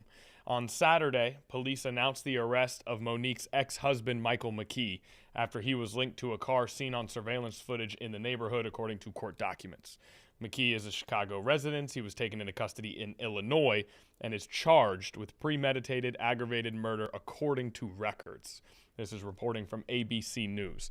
McKee and Monique were married in 2015 and divorced in 2017, according to divorce records obtained by our ABC Columbus affiliate WSYX. They did not have any children together, according to records. Now, Spencer and Monique were married in December of 2020, according to their obituary, and this arrest comes one day before the scheduled celebration of life for the couple. So, more developments in that case. Again, one that garnered quite a bit of national intrigue due to the circumstances surrounding the death of these 2 individuals. Again, found dead in their home, their 2 children left alive in the home, and now charges have come for Monique's ex-husband, as it has been alleged that he gunned down his ex-wife and her new husband in their Ohio home. Again, leaving those 2 young children alive. So that is a devastating case, really a tragedy for that family and that community. But it's one that now progresses through to the next step, as there has been an arrest, an allegation, and charges brought in that case. Okay. Speaking, that was outside of a courthouse. Speaking of courthouse, the Uvalde trial is ongoing, the case involving one of the school police officers on the day of that shooting at Robb Elementary that took the lives of 13 students and 2 teachers. One of the school police officers is on trial in regards to that case. Now, what do we want to do here, Naya? Do we want to go ahead and take that live? Is that our plan? Yes, we can take a listen in. Okay. Naya, as I was doing research on the Ohio case, Naya has been expertly guiding us to our next live event. And so we are going to go live out to Texas right now into the courtroom during this case that we have been covering here on Live Impact News. Midsection, it's just a body, and it's a way that you can easily re-engage a target if need be. And re-engage, you mean go from a sole position into an active shooting position, correct? Correct. And so the 4 gun safety rules are always treat a weapon like it's loaded, correct? Correct. Never pointed at anything you're not prepared to kill and destroy. Yes, sir. Always keep your finger, I like to say high and outside the trigger guard, but at least outside the trigger guard. Yes, sir. And this is the trigger guard? That is. And this would be the trigger? Correct. And always know what's behind your target? Yes, sir. Those are 4 gun safety rules that everybody that carries a weapon, especially law enforcement, should know immediately. Yes, sir. And so that's why a SOOL position is important tactically when you're approaching a situation, because you don't want to do something. I'm going to do it to Jason because he doesn't care. You don't want to sweep somebody. This would be called sweeping them, right? Yes, sir. When you point the barrel at them. When you point the barrel at somebody, and that means that if the barrel's pointed at somebody, even if your finger's indexed, at some point it could go off. Correct. Right. And so when you tactically enter a room or a situation, you have to make sure that you're safe so you can engage the threat, but also make sure that other people are safe. Because I'm not going to go in sweeping people, and then under pressure there might be an accidental discharge. Yes, sir. Right. And so that's what you mean by tactical. Yes, sir. And so when we go in, when you law enforcement go into situations, you have to think tactics before you enter a dangerous situation. Right. You have to have that thought in your mind. Yes, sir. And one of the things when we talk about tactics and that fatal funnel, that fatal funnel is important because law enforcement officers in any department are taught to always, to the best of your ability, avoid a fatal funnel. That's a fair statement. You don't want to put yourself in a bad situation once again. And a fatal funnel is something like a doorway. Yes, sir. A hallway. In my training, it's always been a threshold, but yes, in a hallway, that presents a whole different set of circumstances. Okay, a quick visit inside the courtroom there, as we have just had a live feed pop up that shows a Minnesota shooting press conference for families that have been impacted. We're going to go live out to that now. It appears as though the press conference has begun with those at the podium holding hands and speaking. No one has approached the podium yet, but it does look like it has started in some fashion. So let's go live out to this Minnesota shooting press conference with the families impacted. Again, as you probably have heard many, many times now, this is regarding the case in Minnesota with a 37-year-old woman who was killed by an ICE agent last Wednesday. Okay, let's go live to Minnesota. Oh.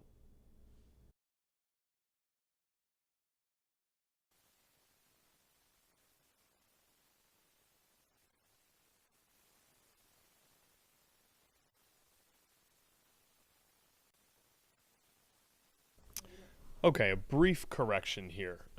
We have been talking so much about Minnesota that I was under the impression that this was in regards to the shooting that happened last week. That is not specifically the case. There are a number of victims whose families are represented here of various shootings that have occurred in Minnesota. So this is not specifically about the shooting last week. This is, again, about a number of shootings that have occurred in Minnesota. You see the name Justin Teigen on that shirt there. Justin Teigen, an individual who was killed in 2009 in a shooting. So this is about a number of different victims of shootings in Minnesota. I just wanted to clear that up and apologize for the confusion. Let's go live back out to Minnesota. Good. That there was many other people that was hurt and harmed here. And we're here today to speak up, to send our love to Renee's family, to tell Renee's family if they're watching and if they can hear us, that you have a group of people out here that are willing to be here and to support you and to be by your side, because we know the pain firsthand, because we live it every day, and we know that people are still out here going home to their families and still living and thriving. Minnesota, this is a wake-up call. Because I want to tell you guys, unfortunately, Minnesota set the stage for a lot of things, that for what they came in here and did to Renee Goods. And now another family has to suffer the same way that we are. We're missing whole human beings out of our lives. And it's not a joke. And it's not a game. It's not a game to watch people lie and twist up a story on your loved one. It's not a game for people to call your loved one a terrorist after they get their lives stolen. But again, there has been many. This isn't to crash down on elected officials, but we have to be honest and truthful about what's been going on. It's the only way to change things. How can we change things if we're not honest? How can we change things for the better? This is a wake-up call for the whole Minnesota. Renee Goods came out of Minnesota for a reason and for a purpose, because it's time for us to all wake up. And whether you're in a political seat or not, it's time for us all to get on the right side of justice and humanity. Whether it's the federal that do this to our families or whether it's the local law enforcement that do it to our families, it's time for us to get it right and to get on the right side of history for human life. No matter what we look like, no matter what we have, no matter what our religious beliefs are, no matter our sexual orientation, no matter of any of those things, it's time to start treating each other better as human beings. And it starts from the people right here in Minnesota before the federal agents even show up. That's right. That's right. Real talk. So I'm going to call forward other families that are here. We're here to send our love to the family of Renee Goods. We're here to send all the compassion because we know the pain. We live it. We had our stories twisted, our realities twisted and told differently. And we're living through it. We had our loved ones trashed in the media and dehumanized as a human being in the media. You know? So I'm going to call forward the mother of Ricky Cobb II, whom his life was stolen a few years ago in the same manner as Renee Good. I'll call forth Naira. Thank you. My name is Naira Miller. Good afternoon, everyone. Bamboozle is what holds in my head. Just completely ran over. They talk about transparency. There's no transparency in government. They're going to play you every time. They took my son's life the same way pretty much as Renee. Then had all this lying and carrying on over his name. He did this, he did that, he had this, had that. He was unarmed. And he didn't try to take off. They shot him before he can even say another word. So, transparency is not about this. It's not about transparency. It's not. It's a trick from the enemy, though. If you don't know, you will know. My mother said, you keep on living. I didn't appreciate how they did my son. White woman in the daytime, black man at a nighttime. How about that? Same scenario. All day. Now that's as transparent as I can get. I wasn't there, y'all wasn't there, and neither were they. Huh? So we're going to have to work this in another way. Condolences go out to Renee's family. Again, like Tashira said, we've been through this before. And they haven't taken any of us. Look behind me. Serious. Folks still standing up here. We done opened up a new whole can of worms. You understand me? This ain't nothing cute and it damn sure ain't nothing nice. Right. I don't understand why I don't have my 32-year-old. And we're almost coming up on his 4 years. I know things don't change overnight. But keep it real, people. Keep it real. Justice. Look, Do it look like any of y'all gotten justice? No. And when do we want it? Now. Period. Thank you. Thank you, Naya. Say his name, Ricky Cobb. Ricky Cobb II. Ricky Cobb II. We'll now call forward Cindy, the mother of Tekle Sundberg.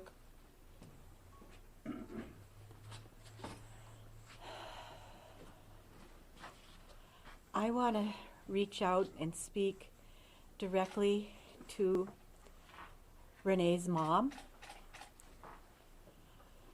Hearing the things people say about your child, the lies they spin, the negative comments, adds to the unspeakable grief of losing your child to law enforcement, to state-sanctioned violence.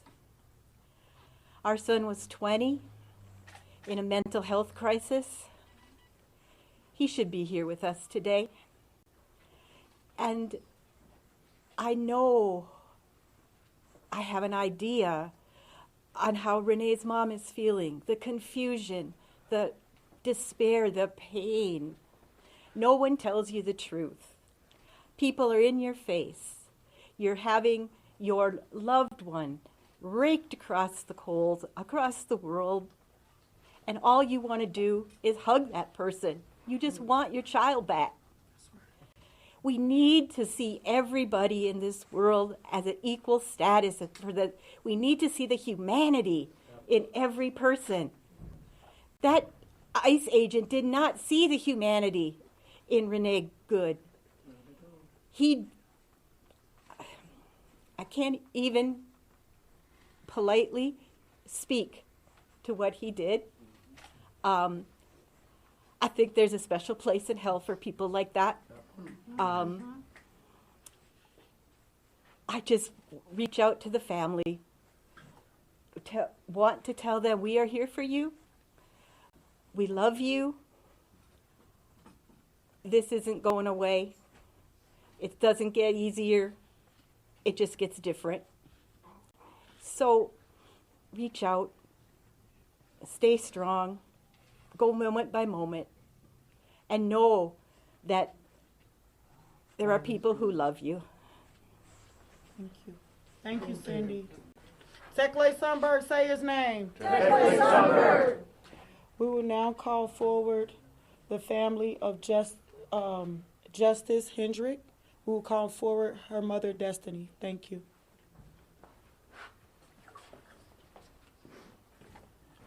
Good afternoon. I want to send my condolences to Renee's family. It's a horrible thing. We just came up on 2 years on December 29th. My daughter died in the Washington County Jail.